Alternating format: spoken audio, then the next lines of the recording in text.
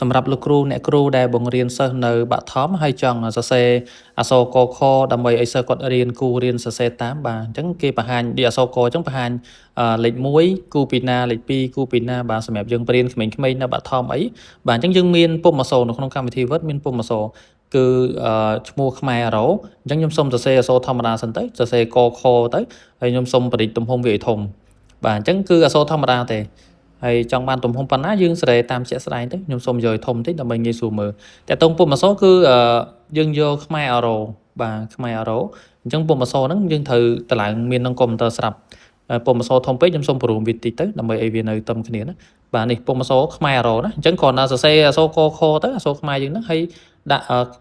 font ខ្មែរអារ៉ូទៅវាដូរហើយបាទហើយបើសិនចង់ដូរពណ៌បានខ្ញុំសូមដូរយកពណ៌ក្រហមពណ៌ធ្វើចេះទៅដើម្បីស្អាតមើលទៅឃើញស្អាតណាអញ្ចឹងពេលសរសេរអក្សរកវាបង្ហាញអក្សរកអក្សរខបាទអក្សរអឃើញទេអញ្ចឹងអ្នកទាំងគ្នាសរសេរអក្សរអីក៏មានគំនូសរបៀបសរសេរបាទគូពីណាទៅណាសម្រាប់លោកគ្រូអ្នកគ្រូដែលបរៀនក្មេងៗនៅសាលាបឋមអីបាទខ្ញុំគិតថាល្អសម្រាប់ការបរៀន